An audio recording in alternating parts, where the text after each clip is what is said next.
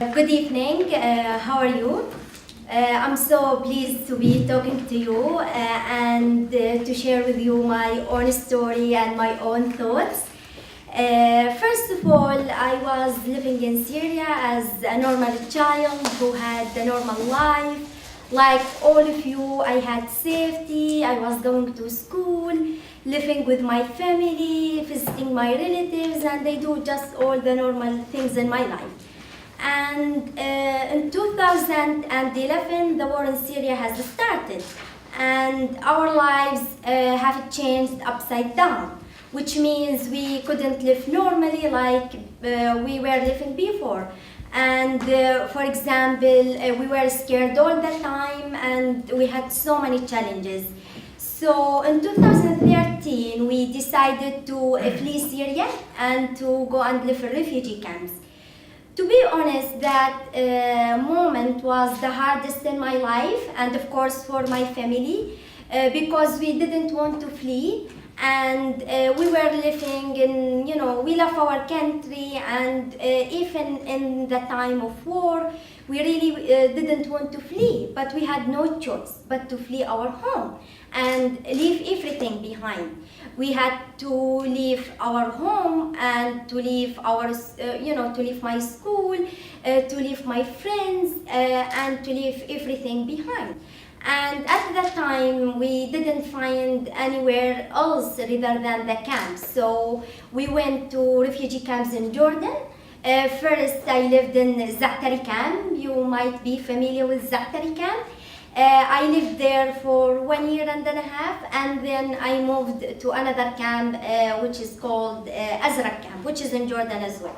So in the camps, my story has started, and I started to advocate for education, because education has been a very important thing to me in my life, and I didn't realize my life without education, because I believe without education I cannot achieve anything in my life. I cannot be independent, I cannot help others, and I cannot help my country. So when I had to flee Syria, I was worried about my education, and I was worried if I will lose my education in refugee camps. But I was hopeful to have my education in refugee camps. So in Zaatari camp, we had so many challenges because it is a new life. It is completely different about my life before. For example, we had to live in a tent. You have to do everything in one tent, a very small tent, the whole family sitting together, sleeping together, eating in the same place, welcoming visitors, and your whole life in just a small tent, and sharing a kitchen with so many people who are living in the camp. Of course, we had no electricity, we had no internet, and most of the basic needs, we didn't find them in refugee camps. So that was challenging, and it was really tough. I don't think so you can imagine your life without internet or, without electricity. It is really tough life. But at the same time, my main concern was education. And I believed if I lost my education, I would lose everything in my life. And if I have education, I can face all these challenges. So I started to ask if I can go to school in the camp, and I was so fortunate because I found a school, and that school was supported by many organizations, and the main organization was UNICEF, and of course it is still UNICEF, and they are still supporting the refugee camps that I have lived there in them before. And it was a Jordanian curriculum because I lived in Jordan, which was great, and it was a great opportunity. For me, that opportunity gave me hope, and I realized in that moment I can change my life now, not only my own life but the life of others. So when I saw many children, especially girls, who thought education not a priority, I started to convince them to believe in education and to use any opportunity they have to go to school and to be educated, because without knowledge we cannot rebuild our country again, and also we cannot achieve anything in our life. Of course, we cannot follow our dreams, and we cannot look positively to our future. So it wasn't my fault to flee my home and to suffer in my life, but it is my fault if I had an opportunity to go to school and they didn't. So that's why I started my own mission to convince the children to believe in education and to be educated. That was the main thing that I was telling people. So I started to go from 10 to 10, telling mothers, fathers, girls and boys, all of them to go to school. And I was so glad that my message was heard, and so many people believed in that message and went to school. But on the other hand, I also had people who didn't believe in my message, and some of them were saying it is not your business to come and tell us what to do or what not to do, or we know if it is better to send our children to school, especially our girls, or to let them, just we marry them off, or we don't send them to school. But for me, that was a stronger motivation to continue and to talk about my message, because those people who didn't believe in my message, they are like telling me there is still something you have to do. You still have to convince them to believe in education and to believe that we must be strong and never give up. Because once you give up and you think this is the end of your life, you will never achieve anything in your life. That's why you have to be strong, and we have to also never give up, because our rights, and especially our right of education, is something we deserve, and it is not our fault to lose it. That's why I was doing my best to help so many children to go to school. And that, of course, was 3 years. And then I had an opportunity to resettle in the United Kingdom, of course with my family. So now I'm living in the UK. And when I moved to the UK, some people maybe think I stopped advocating, but this didn't happen, because for me, I didn't forget the people who are still behind me, who are still living in refugee camps, not only Syrians, but all people, all children who are not able to go to school and to be educated. So in the UK also, I used my voice. I'm still using my voice to tell the world how the situation is for so many children who cannot go to school, who cannot be educated, who cannot live normally. That's why I joined UNICEF, one of the greatest organizations that supports education and children. And I'm so proud to represent UNICEF globally as a Goodwill Ambassador. And I feel it is a huge responsibility, to be honest, to carry this message and to talk on behalf so many and millions of children around the world. I know it is great to be a young ambassador and to be an advocate and to travel the world and tell my story, but I still feel that it is a huge responsibility to represent those children, and I will do my best to help them and to give them a platform. And I hope that one day every child can go to school and be educated and just get their rights, because they really deserve. And when they suffer, it is not their fault, especially children. They pay the price in any conflict that happens in the world. And that happened to me, and the war affected my own life. But not all of us face the challenges. That's why we need people who motivate us and stand with us and work together globally, not one country or individual who just can change the world, or one voice. I know each voice can make a difference, but together we really can make a huge difference, and we can improve the lives of millions of children. So this is my message, and that's actually what I do. Now I will leave it to you to ask any question, and thank you so much for listening and coming today. So first of all, thank you very much for your speech. I was really moved by your words. I mean, I think you had so many difficulties and hardships before coming here.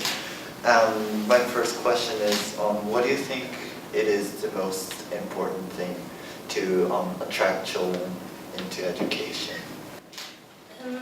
Thank you so much. It is such a pleasure, and I am so glad to be with all of you and share my thoughts with you. To be honest, I think the most important thing to attract them is motivation. So it is important to use our ideas and our thoughts, especially those of us who go to school, go to university, who know the value of education, to motivate those who think education is not a priority. I think pushing them, telling them, advise them is so important.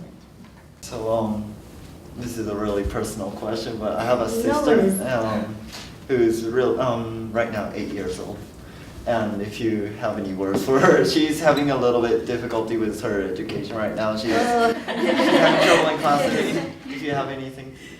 Yeah, just send her my regards.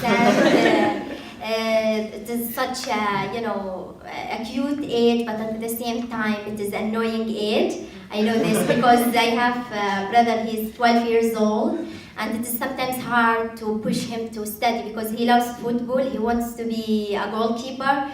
And he says, just I want to be a goalkeeper, I don't want to go to school. I tell him, if you don't learn, you cannot be so successful. And it is good to be a goalkeeper, but at the same time you have to have education to be super educated, to be super professional. So I would love to encourage her that she must learn. Because if she wants to be special, to be cute at 8 and after she has to go to school, she must learn and discovers new things in her life and just tells her, Mazoon says you have to go to school. Definitely. I'll tell her that. Thank you so much. Thank you. So who goes next? Okay, I go next. My name is Reina. I have a question as a same teen, not teenager, but same generation. I'm the second year in the university. Okay. Yeah, and I have a question. I think you moved to United Kingdom. Yeah, and I think your life has changed a lot since you moved. Mm-hmm. And then I just want to simply know, like, what kind of lifetime, I mean, like, university lifetime do you have in Kingdom? It is such a good question, to be honest, because the life in the UK is completely different about the life that I lived in Syria and even in Jordan, because I had to change many times in my life, first in Syria, then in the camps in Jordan, such a completely different situation. And then we had to live in the United Kingdom. So at the beginning, it was really hard to, to know the culture, just, to know the life, basically. So the routine, everything is different. But for me, the university is the most exciting bit. I didn't go directly to university in the United Kingdom. If you know the system, the British system of education, you have to do GCSEs. After that, you have to do A-levels. Talk with me ages, to be honest, to go to university. Now in my first year, I'm doing international politics. So, a scary thing, but it is so exciting. I actually go every day, basically. We have to deal with assignments and, just submitted actually an assignment before coming to Tokyo. And I have one when I go back. Yes, so I spend most of the time in the library. I have to borrow books, and sometimes I prefer just to stay in the library, read in the books and work on my assignment. And I pay like a great effort at home as well. I study at home, and I like to study with my friends. To be honest, collaborative studying is so important. You can exchange ideas, work together. It gives you excitement to learn. When you are alone, sometimes you feel you are lazy, you don't want to continue, and you can do it later. But doing that with my friends, it makes it easier for me. And I think that's the main thing or the highlight about university. I have a similar question. In my university, a lot of students are from Japan, but I guess your university have a lot of international students as well. Is there any refugee students in your university, or what kind of people do you have in university? We basically have international students, as you have mentioned. Most of them, of course, from the UK, especially in the politics department or the major of politics. We have British students, they are the majority. Then we have students from America, we have students from Asia, we have from the Middle East, and all those countries, but I really didn't meet any refugee students, which is really strange. And I think I have read the fact, I am not sure if it is fully correct, 1% of the refugee children go to university, which is a shocking fact. And that's why what I do through what I'm doing, I try my best to, change this fact and to help more girls, more boys to go to higher education and to be educated at university. Because sometimes we, try to argue or push governments to help primary education, and we try to just tell them to help also secondary education, because it is important to have education, but most importantly to have a quality education. Not any education. I could consider simple mathematics is education, but if I really want to be fully educated, I have to go higher and higher. And university is so important. So if I don't and specialize at a specific thing, I cannot actually, be professional. So it is important to have more refugee children able to go to university. Thank you. You're welcome.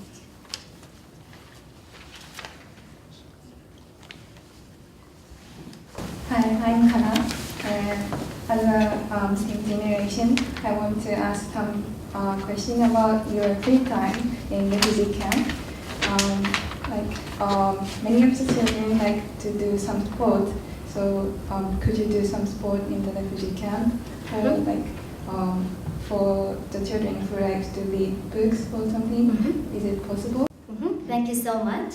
To be honest, yes, there was stuff like that, leisure activities we call it, which means things you do informal. You can go to different centers. Of course, they are supported by organizations, so they offer sport like football, which is really famous, and some basketball, and they do other actually activities like knitting, these folk activities, but it is not huge. Like you go and play and enjoy a little bit, but you cannot, if you have a dream to be professional at sport, you cannot do that. Unfortunately, it is unavailable for many of the children in the camp, most of them basically.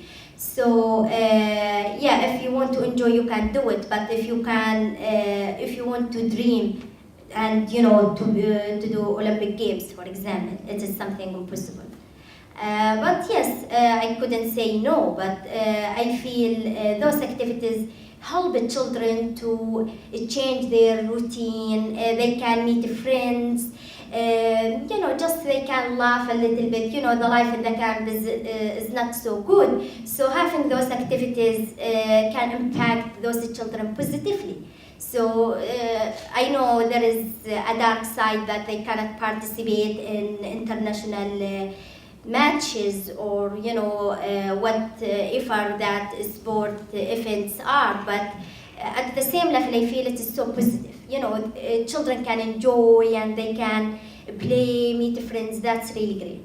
Maybe my question is a little bit different from others, but from the viewpoint of girls, although I know it's in the middle state situation, could you enjoy something like fashion or wearing makeup? Or if it's possible, how did you enjoy it? Yeah, so I think these activities, when I was in the camp, they were not available, unfortunately, but I think after I left the refugee camps, I think they opened some centers and some places that girls can participate in these kind of activities, which is really great. Even when I left the camp, they provided electricity, So I thought the problem was me. They did it differently, interestingly, which was really funny. But yes, I think now they have something like that. Thank you very much. My name is Daisuke. I used to be a university student and teenager, but I'm too old to sit in front, so my question is, do you feel if there is a gap among the generation of Syrian people to perceive what happened in 2011 and what about the current situation, like maybe your parents' generation might be more keen on coming back to home compared to your generation, or if there is such a case about the gap based on generation? That's one I would like to ask. So basically, as you know, what happened in Syria is so complicated, and now Syrians live everywhere. To be honest, they live in Europe, they live, in America, they live, in the Middle East and everywhere.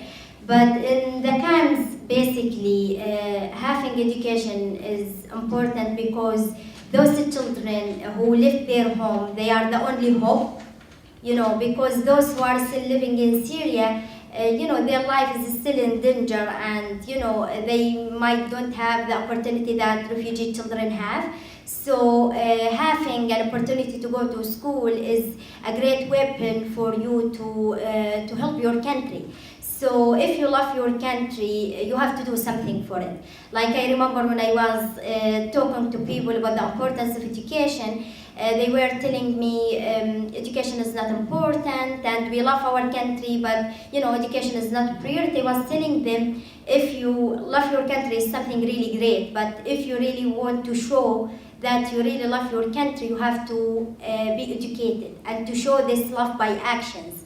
It is important to say I love Syria, but at the same time Syria needs me as a child of Syria or as a person from Syria to go one day and rebuild it. And they cannot rebuild it without education, without an experience that can, participate even by simple things of creating a new Syria or Syria that holds hope. So I feel now it is such a difficult time for children, especially Syrian children, but I believe that no matter if this generation or the next generation or the previous generation, once we believe that we all have the responsibility to rebuild our homeland, we must go to school if we have the opportunity and get education, and I'm sure we can do something. If we say we cannot do something, this is wrong.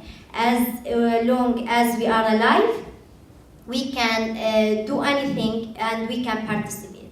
And that's actually my own point of view, and that's what I'm trying to tell Syrian people at the beginning, and trying to tell everyone about the refugees and the hope that refugees have. As a normal people who have dreams like everyone, who have hope, and they can really do something once they have opportunity. Thank you. I think you have been working on as an education activist for several years, and I'm sure there is something you've achieved so far, and then things you have not achieved yet. So what would you want to achieve, or what would you want to accomplish for next, 3 years or 2 years from now on? Such a hard question. But I mean, it is so important because, of course, when you are an activist and as long as you advocate, this means you didn't achieve everything. And this is a fact, we cannot change the world by 1 year or, by one word. We have to keep going, and keep going is the most important thing about the activist. If you want to be an activist, you have to be patient to be able to achieve your goals. And one of the goals that I really want to see or I want to achieve is decreasing the numbers of children who are unable to go to school, which means I want to see more children are able to have opportunities like all of us to have access easily to their rights, including education. I really focus on education because I really believe if we lost education, we would lose other rights. For example, you cannot have a good health if you don't have educated generation. You cannot have, developed country without education. You cannot live peacefully if you don't have people who are educated and know how to solve problems, especially in terms of war. If I am educated about security, for example, or politics, I can participate in limiting or decreasing war, and I can be part of solutions. So education is always the way or the bridge between us and our problems, and it can help us to decrease the problems and sometimes solve those problems. And I would like to see more children are able to go to school, and to see, I hope this is the biggest one, to see every child is able to go to school and to have equality education and to live peacefully. I think peace is also so fundamental, because I cannot go to school if I don't have safety. And having peace is something really important. And I wish one day we can see a peaceful world. We have no wars. We have no longer fear, and we have no longer actually hatred. I like to see all people love each other, and just try to build this world peacefully, because this earth belongs to all of us. It doesn't belong to one country or to one person. So it is for all of us, and if we try to participate in this earth positively, that could be reflected positively on us, and we can have peace, and I hope to see peace soon for all of us around the world. My question actually, you talked about persuading children who have no access to education, the importance. Japan is very blessed, 99% go to school. I don't know the percentage for university, but very high percentage. And it's almost a problem of keeping them motivated, to be honest. If they don't see how blessed they are. And I was wondering if you have a message for that. I'm sorry, it's a sudden question that came to my mind. Yes, thank you so much. This is one, the answer of your question is one of the most important messages that I always try to deliver to so many people around the world, especially the lucky ones. So I would like to tell you, here in Japan, you are so lucky. Something really great, and I wish you have this luck forever, and I wish you have access to education and to have this great rate, 99% of access to education, which is something I'm so proud of it, and it is such a perfect example to follow in other countries, including my country, of course. But I would like to tell you, use this luck, use your privileged life to help those not lucky like you, who cannot go to school. I feel like you have schools, you have teachers, you have safety, you have everything you need. So what you need really to do is to try to help others who don't have education, and to appreciate this lucky life. Not anyone have it, including me. I didn't have the lucky life when I fled my home in Syria. Even when I was living in Syria, it was so dangerous to go to school, for example. It was too hard to, do the classes during the war. For example, sometimes we go to school and then we leave because bombings start, or it is dangerous to stay at the school. So our life was so scary during the war. Even in the camps, it wasn't so perfect. And just I want to tell you, this luck is great, but at the same time use it to improve the lives of others, because your help, even if it is a very simple help, even a message, even a word, can really help so many children to be motivated and to be educated, and to feel like there are so many people who support them, care about them, and when they see this support, they really can think positively about the future and can be motivated to live their life normally like others. Especially refugees, at this difficult time, they need people like you, can support them, listen to them, and just try to help them as much as they can, or as much as you can.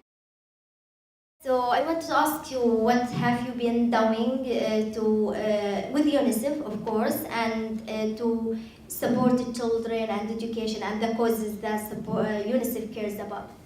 I and with other people started a project with UNICEF.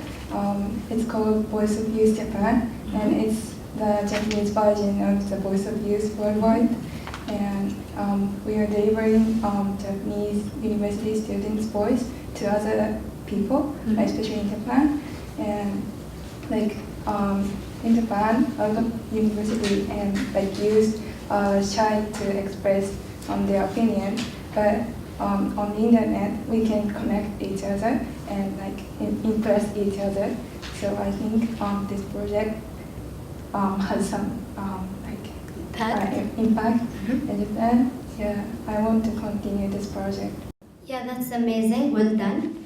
And keep going because we need people like you. And I really feel so hopeful when I see young people like you who care about other children like them, but they don't have access to education, or they need help from us as young people who have access to education. So I support you, and of course our message is one, and we all have the same goal. So having you, having your voices, your ideas, something we need, and especially in UNICEF, we have a great platform for young people to share their ideas, because the ideas by young people are so important and so fundamental, because now young people know their challenges more than anyone else. So just I would like to encourage you to continue, and I'm sure I see the passion by you all, I mean, and that's something really amazing. So I wish you all the best, and please, I can stay in touch with you, and we can exchange ideas. I can keep you posted about what I have been doing, and we can also see how we can actually contribute. And if you need anything for me to tell the people that I travel to talk to them, or on conferences that I talk at, if you would like me to deliver any message, please just tell me, and we will be in touch. Thank you so much. Thank you. I've introduced another project about, it's called Empower Project, and can you see this mark? This star?